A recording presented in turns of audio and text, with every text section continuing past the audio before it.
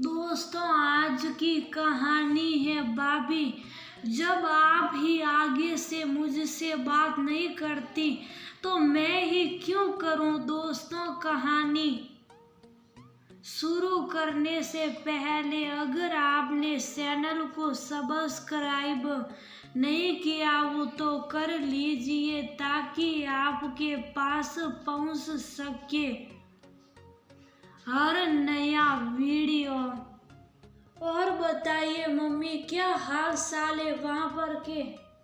सब बढ़िया चल रहा है। नयना ने अपनी मम्मी प्रभा देवी से पूछा। दोनों फोन पर रोज की दिनचर्या के आधार पर एक दूसरे की कुशल क्षेम पूछ रही थी। और बेटा, सब कुछ बढ़िया है, लेकिन तुम कैसी हो? प्रभा देवी ने आराम से जवाब दिया, मैं भी बढ़िया हूँ। और भाभी क्या हाल है? ठीक है वो। हाँ, तेरी भाभी भी बिल्कुल ठीक है। कभी कभी भाभी से भी फोन पर बात कर लिया करो, प्रभा देवी ने नयना को समझाते हुए कहा। लेकिन मम्मी, भाभी तो कभी भी फोन नहीं करती हैं मुझको। मैं ही कभी कभी फोन कर लेती हूँ उनको, इसलिए अब मेरा मन भी नहीं करता उनसे बात करने का। जब उनको हमसे बात करने की कोई चिंता नहीं तो मैं भी क्यों बेकार में उनसे बात करूं। नयना का ये कहते कहते गला भर आया। कोई बात नहीं नयना बेटा, रिश्तों को जीवित बनाए रखने के लिए एक दूसरे की तुलना नहीं की जाती। तुम तो जानती ही हो, रूपा को तो वैसे भी ज्यादा बात करने की आदत नहीं है। अपने मायके में भी वह जल्दी फोन नहीं करती। अक्सर उसकी मम्मी का ही फोन आता रहता है और वह भी नयना को फोन ना करने के लिए उलाहना देती रहती है। इसलिए तुम ही आगे बढ़कर बात कर लो। देखो, माँ बाप जिंदगी भर नहीं बैठे रहते, मायका तो बाद में भाई भाभी से ही चलता है।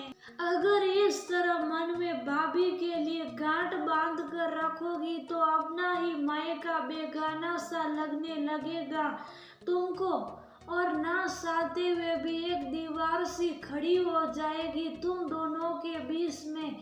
प्रभा देवी ने बेटी को बड़े प्यार से समझाया। लेकिन मम्मी, ये बात आप भाभी को भी तो समझा सकती हो कि वो भी कभी कभार मुझको फोन कर लिया करे। अब तो भैया भी जल्दी बात नहीं करते, शायद भाभी ने ही उनको भी मुझसे बात करने के लिए मना कर दिया होगा।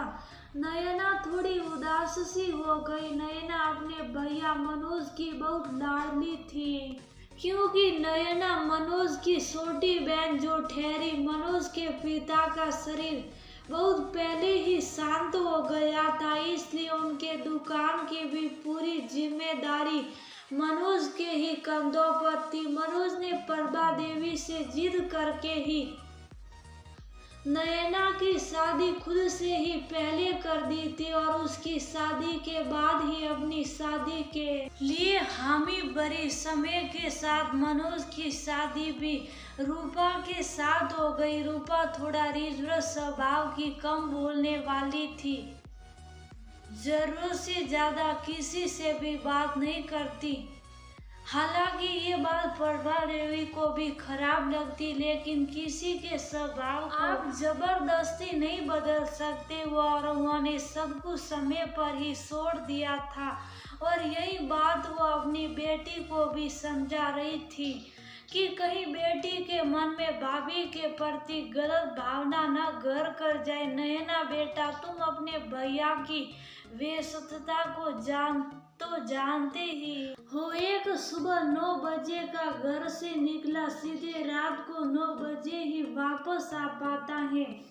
ऐसा नहीं कि वो तुम्हें याद नहीं करता, एक दो बार तो पूछ ही लेता है कि मम्मी नयना ठीक है, उससे बात होती रहती है कि नहीं आपकी।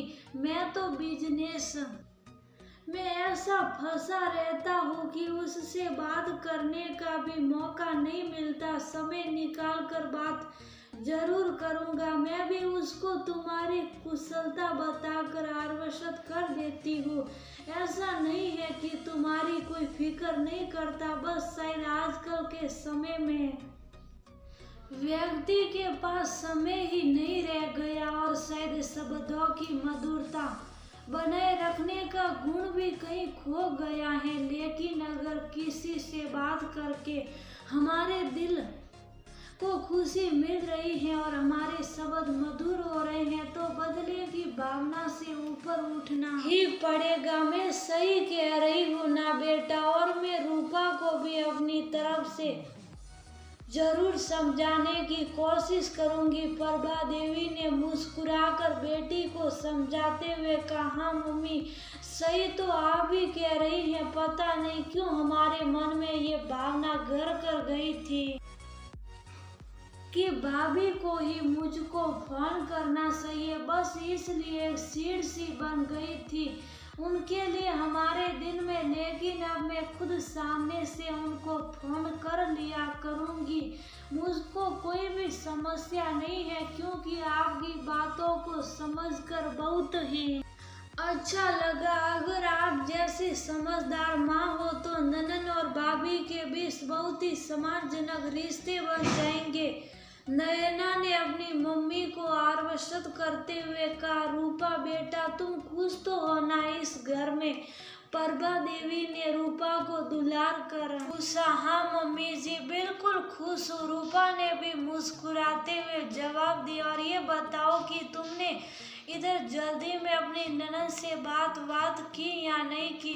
प्रभा देवी ने रूपा को अपने पास बुलाकर पूछा, क्योंकि समझाना तो वह रूपा को भी साथी थी।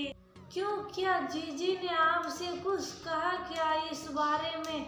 रूपा ने शौक कर पूछा। अरे नहीं बेटा, वो क्यों कहेगी, आखिर भाभी हो उसकी तुम, तो उसको भी तुम्हारा बात करना अच्छा लगेगा ना। और फिर थोड़े दिनों बाद ही गर्मी की छुट्टियां हो जाएगी। अगर इस बार मेरे बजाय तुम लोग सामने से अपनी ननद को मनवार करके बुलाओगी तो उसको ज्यादा अच्छा लगेगा।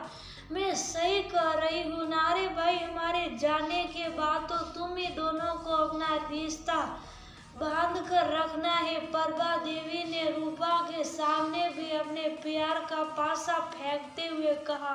मम्मी जी ऐसी बात क्यों कर रही हैं आप? अपने जाने की बात मत करिए प्लीज, हम लोगों को तो अभी आपकी बहुत जरूरत है। रूपा थोड़ा भावुक सी हो गई, क्योंकि रूपा दिल की बिल्कुल भी बुरी नहीं थी, बस भावनाओं को व्यक्त करने की प्रधानता नहीं थी। मैं बिल्कुल सही कह रही हूँ बेटा, हम लोग हमेशा थोड़े ही ना बैठे रहेंगे।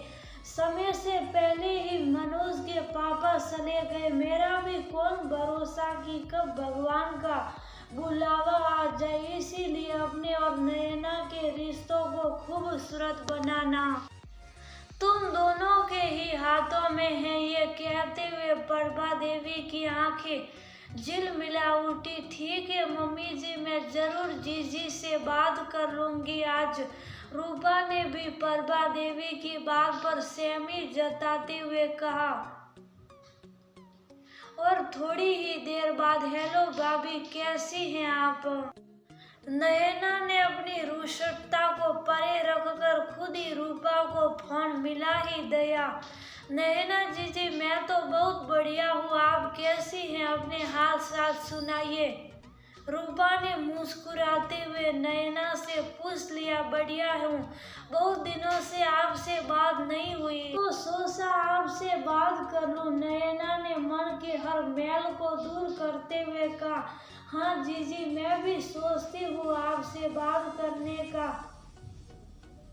लेकिन रह ही जाता है और मम्मी जी से आपका हाल चाल मिल ही जाता है, तो बस इसीलिए शायद और भी बात नहीं कर पाती हूँ। रूपा अपनी सफाई देते हुए बोली। कोई बात नहीं भाभी, मैं फोन करूँ या आप, बात तो एक ही है, लेकिन जो मजा आपस में बात करने में है वह एक दूसरे का हाल साथ जान लेने में नहीं। और फिर हम ननन भौजाई को अपनी बोर्डिंग भी तो बनानी है। अपनी भाभी से बात करते हुए अपने दिल की बात भी रख दी। ये तो खैर आप बिल्कुल सही कह रही हैं। अब मैं भी आपसे जरूर बात करूंगी।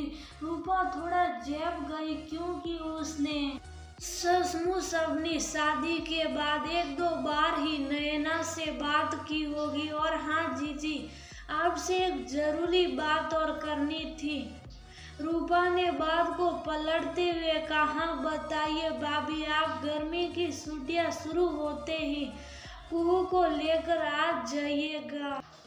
थोड़े दिनों के लिए आपके आने से रौनक हो जाएगी। रूपा ने मनुवार करते हुए कहा।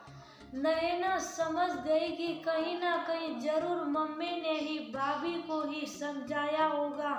खैर उस समय ननद भौजाई ने काफी देर तक वो एक दूसरे से बात की और नैना ने भी जल्दी मायके आने की हामी भर दी। और गर्मी की छुट्टियां शुरू होते ही नैना अपनी बेटी कुहू के साथ मायके आ गई। अब तो वो और रूपा खूब बातें करती। वो सेड़ कर रूपा से बात करती रहती। नैना खूबसूरत एहसास लिए ससुराल लौट आई। लेकिन उसके बाद तो रूपा भी अक्सर नैना से बात कर लेती। और नैना तो पहले ही बात करती थी, अब और ज्यादा बात करने लगी। परवा देवी की थोड़ी समझदारी की वजह से उन दोनों का रिश्ता बहुत ही